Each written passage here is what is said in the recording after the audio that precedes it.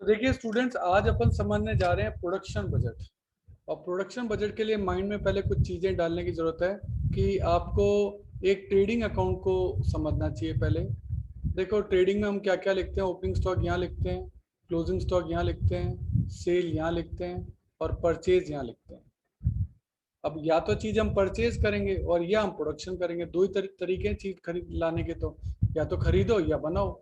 तो अब आपका प्रोडक्शन बजट बनाने का फॉर्मूला इससे अपने आप ही बन गया, sale plus closing minus opening. इसी से आपका प्रोडक्शन बजट बनता है, इसी से आपका परचेज बजट बनता है। तो सबके लिए फॉर्मूला प्रोडक्शन बजट का एक ही है, क्या? Sale plus closing stock minus opening stock equals to production. तो ध्यान रखना, प्रोडक्शन बजट का हमेशा एक ही फॉर्मूला आपका रहेगा, आपको और कुछ याद करने की इसके लिए जरूरत नहीं है। तो ये फॉर्मूला जो है वो आप याद कर लीजिए। इसके लिए अपन क्वेश्चन नंबर एग्जांपल नंबर 16 ले रहे हैं हमारी वर्कशीट का। एक्स लिमिटेड के लिए क्वेश्चन है, कहता है X limited manufacture two product A and B. तो दो प्रोडक्ट बना रहे हैं, प्रोडक्ट ए और प्रोडक्ट बी। हम केवल एक प्रोडक्ट ले लेंगे, product A. An estimate of the number of unit expected to be sold in the first 7 month. पहले 7 महीने की आपको जो सेल है वो दे रखी है। तो सेल आपको मैं ए का ही ले रहा हूँ, 500 600 800 इस तरीके से सारी सेल आपको जून तक लिए।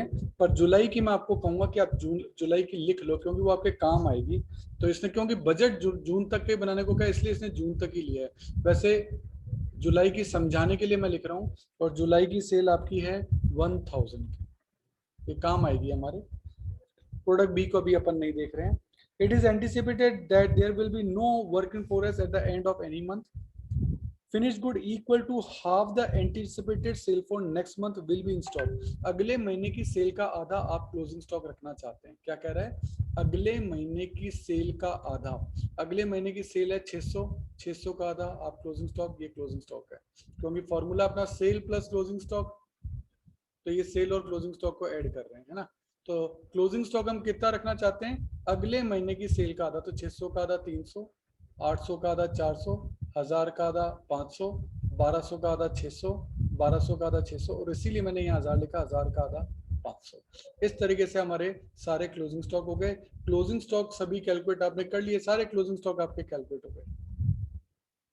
अब जब क्लोजिंग स्टॉक सारे आपके निकल गए, तो सेल में क्लोजिंग स्टॉक को आप ऐड कर दीजिए।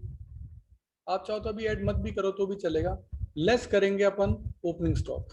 देखो हम ये जानते हैं कि जो जनवरी का जो क्लोजिंग स्टॉक है वो फरवरी के लिए ओपनिंग बनेगा। जो जनवरी का क्लोजिंग स्टॉक है वो फरवरी के लिए ओपनिंग स्टॉक बनेगा। ये आपका ओपनिंग स्टॉक है, जनवरी का क्लोजिंग, फरवरी का ओपनिंग। तो फिर फरवरी का क्लोजिंग मार्च के लिए ओपनिंग बनेगा, ये यहाँ बनेगा। अप्रैल का मई में ओपनिंग है, मई का जून में ओपनिंग है, तो ये ओपनिंग स्टॉक भी निकल गया।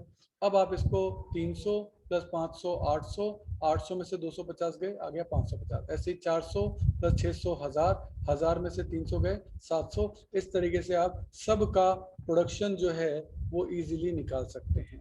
लेकिन अब इसमें एक मामला आपका अटक गया कि सर ये 250 कैसे आया, ये 250 कैसे आया। इसके लिए एक छोटी सी ट्रिक है जो कि आपको समझनी पड़ेगी। ये जनवरी है, जनवरी से पहले महीना कौन सा रहा होगा? दिसंबर। अब मैं आपसे पूछता हूँ दिसंबर का क्लोजिंग क्या रहा होगा इसके एवरेज के हिसाब से? इस महीने की जनवरी की सेल का आधा, तो जनवरी की सेल 500 है, 500 का आधा कितना हो गया? 250। तो इस तरीके से दिसंबर का जो क्लोजिंग स्टॉक है वो 250 रहेगा। क्या? जनवरी की सेल का आधा। जैसे यहाँ रहा है कि अगले महीने की सेल का आधा 600 का आधा 300 से 500 का आधा 250। और जो दिसंबर का क्लोजिंग है वो जनवरी के लिए क्या बन जाएगा? ओपनिंग। जो दिसंबर का क्लोजिंग है वो जनवरी के लिए क्या बन जाएगा? ओपनिंग। तो इस तरीके से आप ये पूरा बजट जो है प्रोडक्ट ए के लिए जनवरी फरवरी मार्च अप्रैल मई जून का बना लेंगे। ऐसे कैसे ही आप बी का बनाएंगे, ये दोनों बन जाएंगे। अब आप टोटल कर लेंगे कि आपको प्रोडक्शन ए का कितना करना है। तो ए की यूनिट जितनी भी दे रखी है ये सब ए की यूनिट्स हैं जो आपने निकाली है अभी। इन सब यूनिट्स का टोटल कर लेंगे तो ये आपका आएगा 5550 यूनिट। आपको जो प्रोडक्शन करना है अगले 6 महीने में, 6 महीने का आपको पूछा है, तो आपको ये 5550 यूनिट्स का करना है। अब आपको कहता है the budget output and producing cost for the year आपको दे रखे हैं प्रोडक्ट ए के लिए। तो ये कॉस्ट बजट मैं बना रहा हूँ, प्रोडक्शन बजट तो बना लिया, अब मैं कॉस्ट बजट बना रहा हूँ। मैं प्रोडक्ट ए के लिए बना रहा हूँ। अभी कितना आउटपुट निकालना है? आउटपुट आपको निकालना है 5550 यूनिट जो अपन ने यहाँ से लिया। ये 5550 अपन ने यहाँ से ले लिया। एक कॉलम मैंने बनाया टोटल कॉस्ट का, एक बनाया मैंने यूनिट कॉस्ट का। अब आपको नीचे कह रखा है कि प्रोडक्शन यूनिट 11,000 का डेटा दे रखा है, खैर हमें उससे मतलब नहीं है। डायरेक्ट मटेरियल 12 रुपए है, 12 रुपए एक यूनिट का है, तो 5550 यूनिट का कितना होगा, मल्टीप्लाई कर दो कि आ जाएगा 66,600।